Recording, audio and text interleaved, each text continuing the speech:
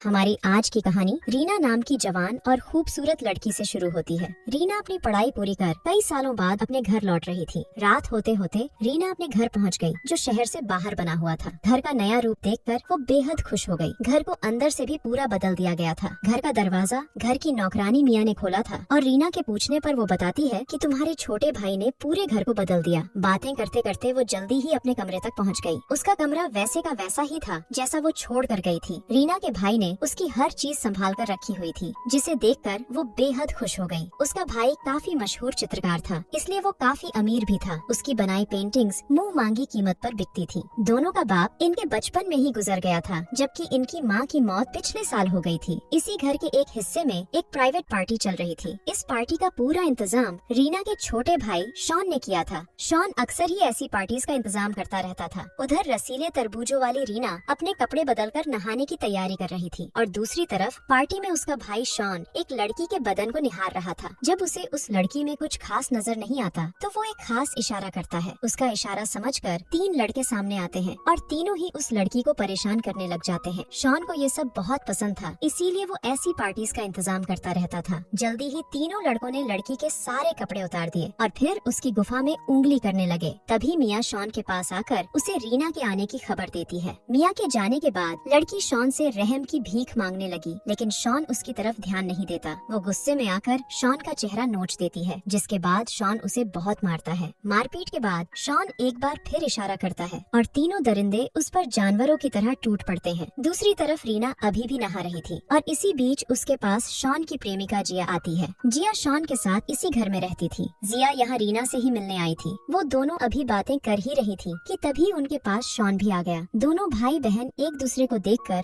बहुत खुश हो गए, लेकिन रीना शॉन के चेहरे पर जख्म देकर परेशान होने लगी। उसके पूछने पर शॉन कुछ नहीं बोलता, बल्कि उसे आराम करने को कहता है। थोड़ी ही देर में रात हो जाती है। रीना अपने कमरे में सो रही थी और अचानक एक आवाज सुनकर उसकी नींद खुल जाती है। जब वो जल्दी जल्दी उठकर दरवाजा खोलती है तो उसे जिया नजर आती है। जिया उसी लड़की के पास आई थी जिसकी गुफा में तीन तीन लड़कों ने धमाके किए थे। शॉन के कहने पर लड़की को कैद में रखा गया था। वो जिया से कहती है कि मैं पिछले हफ्ते ही शॉन से मिली थी और उसके बुलाने पर ही पार्टी में आई थी। जिया उसकी हर बात को ध्यान से सुन रही थी और इसी बीच मौका देखकर वो लड़की को जहर का इंजेक्शन लगा देती है। शॉन को जो लड़की पसंद नहीं आती थी, जिया इसी तरह जहर देकर उसका काम तमाम कर देती थी। जिया के जाने के बाद रीना भी लड़की के पास आ गई। वो लड़की से बात करने की कोशिश करती है, लेकिन जिया ने तो पहले ही उसे मार डाला था। अगले दिन घर से एक गाड़ी निकलकर तेजी से आगे बढ़ रही थी। ये गाड़ी जिया चला रही थी। गाड़ी की पिछली सीट पर शॉन बैठा था, उसके साथ ही लड़की की लाश भी थी। ये दोनों लड़की की लाश को ठिकाने लगाने ही जा रहे थे। जल्दी ही जिया ने लड़की की लाश को ठिकाने लगा दिया। दूसरी तरफ रीना उसी जगह पहुंच गई थी जहां कल लड़की को कैद करके रखा गया था। उसे लड़की के कपड़ों से एक शोरूम का पता चलता है। वो तैयार होकर उसी शोरूम में आ जाती है। वो जहां कुछ खरीदने का बहाना बनाकर आई थी, ताकि मौका मिलते ही पीड़ित लड़की के बारे में कुछ पता कर सके। शोरूम का मैनेजर हैरी उसे एक ड्रेस दिखाकर पहनकर देखने को कहता है। रीना उसकी बात मानकर ड्रेस पहनती है और उसे ये ड्रेस काफी अच्छी लगी। ड्रेस थोड़ी सी फिटिंग में करने वाली थी। हैरी उसका नाप लेकर कहता है कि मैं रात तक इसे ठीक करवा दूंगा, आप सामने वाले होटल में आकर ले जाना। अब रात होते ही रीना हैरी के पास पहुंच गई। हैरी एक बारटेंडर को इशारा करता है, जिसे समझकर वो दारू में कोई दवा मिला देता है। इसके बाद वही दारू रीना को पीने के लिए दी जाती है। रीना ने जैसे ही वो दारू पी तो उसकी तबीयत बिगड़ने लगी और देखते ही देखते वो बेसुध होकर नीचे गिर गई। थोड़ी देर बाद जब रीना को होश आया तो उसके कानों में एक आवाज पड़ती है। एक पत्रकार मैनेजर हैरी को बुरा भला कह रहा था। इस पत्रकार का नाम जीवा था। वो यहाँ कुछ छानबीन करने आया था। दरअसल पिछले 3 महीनों में इस होटल से कई लड़कियां गायब हो चुकी थीं और जीवा उसी की जांच करता करता यहाँ तक पहुँच गया था। जीवा के धमकाने के बाद हैरी रीना से माफी मांगता है। वो रीना को बेहोश कर उसकी गुफा लूटना चाहता था। हैरी के जाने के बाद जीवा रीना के पास आता है। ये दोनों एक ही स्कूल में पढ़े थे, इसलिए दोनों जल्दी ही एक दूसरे को पहचान लेते हैं। देखते ही देखते दोनों की नजरें मिलने लगी। रीना की गुफा प्यासी थी और जीवा का डंडा भी पूरी तरह तैयार था। इसके बाद जल्दी ही वो दोनों एक दूसरे के करीब आकर शुरू हो जाते हैं। प्यास बुझने के बाद रीना अपने कपड़े पहनकर वहाँ से चली जाती है। अगले दिन जीवा शॉन के पास आता है। वो यहाँ उससे गुमशुदा लड़कियों के बारे में पूछने आया था, क्योंकि उनमें से कई लड़कियाँ शॉन के साथ देखी गई थी। मगर जिया घर के गार्ड को बुलाकर जीवा को कचरे में फेंकवा देती है। थोड़ी देर बाद शॉन के घर एक बार फिर से पार्टी शुरू हो गई। इस बार रीना भी नई ड्रेस पहनकर पार्टी में आती है। वो पार्टी में आकर ये जानना चाहती थी कि शॉन इन पार्टीज में क्या करता है। इसी बीच जिया शॉन के पास एक नई लड़की लेकर आती है। इस बार भी तभी शॉन इस लड़की के बदन को ध्यान से देखता है और फिर उसे अपने साथ ले जाता है। रीना भी उनके साथ जाना चाहती थी, लेकिन शॉन के गार्ड उसे रोक लेते हैं। जल्दी ही शॉन लड़की को लेकर एक कमरे में आ गया। यहाँ भी आकर वो लड़की के बदन की जांच करता है। दरअसल शॉन एक ऐसे बदन की पेंटिंग बनाना चाहता था जिसकी खूबसूरती देखकर पूरी दुनिया हैरान हो जाए। शॉन कई महीनों से ऐसी लड़की खोज रहा था जिसके तरबूज देखकर लोगों के होश उड़ जाएं, जिसकी कमर देखकर लाशों के भी सलामी देने लगे। उसे चेहरे के साथ साथ पूरा बदन खूबसूरत चाहिए था। अपनी इसी खोज को पूरा करने के लिए उसने आज तक कई लड़कियों के बदन को जांचा, लेकिन उसे कोई भी पसंद नहीं आई, जिस कारण वो साला लड़कियों की गुफा लूटकर उन्हें मार देता था। कमीने शॉन को आज भी लड़की पसंद नहीं आती, जिसके बाद वो साला उसकी गुफा लूटकर उसे भी मार देता है। इस बार लड़की की चीखें सुनकर जब रीना कमरे में आती है तो उसे वहाँ लड़की की लाश नजर आती है। कुछ देर बाद रीना जीवा के पास आकर उसे सब बता देती है कि गुमशुदा लड़कियों को शॉन ही मारता है। अगले दिन सुबह जिया रीना के पास आकर पूछती है कि कल रात तुम कहाँ थी? इस पर रीना उससे कहती है कि मैं यहाँ भी जाऊँ, ये पूछने वाली तुम कौन होती हो? रीना का जवाब सुनकर जिया को उस पर गुस्सा आ गया। शॉन भी इन दोनों की बातें सुन रहा था, जो कमरे में लगे शीशे के बाहर खड़ा था। उधर जिया ने रीना को सबक सिखाने का फैसला कर लिया। वो जल्दी जल्दी 3 गार्ड्स को बुलाकर कहती है कि इसे ऐसा सबक सिखाओ कि ये घर से बाहर ना निकल पाए। जिया की बात मानकर तीनों दरिंदे मासूम रीना पर टूट पड़ते हैं। कमरे के बाहर खड़ा उसका भाई शॉन और कमरे के अंदर मौजूद जिया सब देख रहे थे। उनकी नजरों के सामने ही तीनों गार्ड्स एक साथ रीना पर टूट पड़ते हैं। रीना का हाल देखकर शॉन को भी कुछ कुछ होने लगा था। वो भी जल्दी जल्दी अपने हाथ का इस्तेमाल करने लगा। इसी बीच जिया जब कमरे से बाहर आती है तो उसकी नजर शॉन पर पड़ती है। शॉन को हाथ का इस्तेमाल करते देख उसके होश उड़ गए। उसे यकीन ही नहीं हो रहा था कि एक भाई अपनी ही बहन की इज्जत लुटते देख भला कैसे मजे ले सकता है। वो जल्दी जल्दी शॉन के पास जाकर उसे शांत करने लगी ताकि रीना से उसका ध्यान हट जाए। थोड़ी देर बाद जीवा भी शॉन के घर पहुंच गया। घर के अंदर रीना के हाथ पैर बांध दिए गए थे ताकि वो भाग ना सके। जिया भी उसके पास ही खड़ी थी और उसके हाथ में जहर का इंजेक्शन था, मगर जैसे ही वो उसे जहर देने लगी तो शॉन शीशा तोड़कर उसे रोक लेता है। उधर जीवा जैसे ही घर में दाखिल हुआ तो उसके सामने गार्ड्स आ जाते हैं। वो उसे मारने की कोशिश करने लगे, लेकिन जीवा डर कर वहाँ से भाग गया। दूसरी तरफ शॉन अपनी बहन रीना के पास पहुँच गया। उसका जख्मी हाथ देखकर रीना उदास हो गई। रीना उसके जख्म को छाटने लगी, जिसे देखकर शॉन को उस पर प्यार आने लगा। देखते ही देखते दोनों की आंखें चार होती हैं, जिसके बाद वो दोनों शुरू हो जाते हैं। जबकि इनकी बेशर्मी देख जिया हैरान हो रही थी। दरअसल कई साल पहले भी शॉन अपनी बहन रीना के करीब आने लगा था, लेकिन सही मौके पर इनकी माँ इन्हें देख लेती है। वो गुस्से में आकर शॉन की खूब धुलाई करती है और रीना को दूर पढ़ने भेज देती है। अब कहानी कुछ दिनों बाद शुरू होती है। शॉन को जिस खूबसूरत बदन की तलाश थी वो उसे मिल चुका था। ये खूबसूरत बदन किसी और का नहीं बल्कि उसकी बहन रीना का ही था। दोनों पूरा दिन लगे रहते और जब शॉन थक जाता तो अपनी पेंटिंग बनाने लग जाता। असल में रीना शॉन का साथ इसलिए दे रही थी ताकि शॉन अब और किसी बेकसूर लड़की को न मारे। दोनों भाई बहन को इतना करीब देखकर जिया बहुत दुखी रहने लगी थी, क्योंकि उसे इनका ये रिश्ता पसंद नहीं था। कुछ दिनों बाद शॉन की पेंटिंग बनकर तैयार हो चुकी थी और वो रीना के साथ कमरे से बाहर निकलता है। इसी बीच जिया जल्दी जल्दी शॉन के पास आकर उसे जहरीला इंजेक्शन लगा देती है। वो शॉन को रीना के साथ नहीं देख सकती थी। वो ये भी जानती थी कि रीना मजबूरी में शॉन का साथ दे रही है। कहानी के आखिर में जिया खुद को भी जहर देकर मार लेती है और सिर्फ रीना ही जिंदा बचती है। इसी के साथ इस कहानी का यही अंत हो जाता है।